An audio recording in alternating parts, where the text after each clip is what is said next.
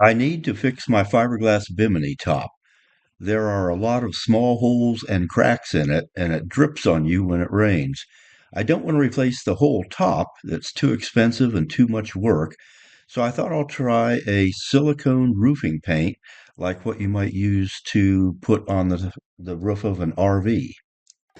Okay, I'm about to give the Bimini top a coat of silicone roofing paint, Tropicool white roof coating, 100% silicone. So seems like this is what they might use for RVs or something, and seems like it should work here too. Apply from 35 degrees to 120 degrees Fahrenheit. Well, you know, down in the Caribbean I might have to worry about that 120 degrees Fahrenheit, but it's a nice day for it here. It's interesting, when I prepped the surface of this up yesterday and washed it all down, I found all these little divots, breaks, little holes in the top of this. Of course, there was a crack that ran all the way along there, but most of these others were just little holes in the fiberglass topping, you know, about half the size of my fingernail. And I don't know how those happen. You know, it almost looked like it had been through a hailstorm or something and had a lot of hail damage. So I was going to caulk those all up with some 5200 caulk to seal them. And when I started caulking them all up, you know, the caulk just kind of drooped down into the hole and looked like it really wasn't thick enough to sit on top and seal the hole. So instead, I got some white duct tape and taped all the holes over with little pieces of white duct tape. And I think when I give the silicone roof sealing, you know, that I'm about to do on top of all that, that will work pretty well. So let's give it a shot. So let's see how this looks. Opened up the can. Interesting. That's some kind of modern art, I think.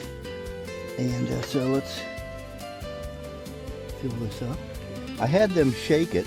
Bought this at Home Depot. I had them shake it up when I bought it, so hopefully it won't need much stirring, and it looks like that did the trip. I just took it over to the paint department and said, could you please give this a shake? Oh, it's pretty thick, so I think this will work pretty well. Let's see how this looks. Ooh, yeah, nice and thick.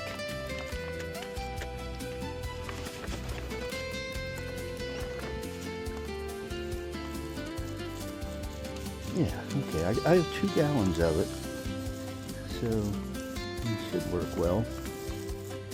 The first coat coming along pretty well. Have to get a little extension on here to be able to get the middle part of the Bimini.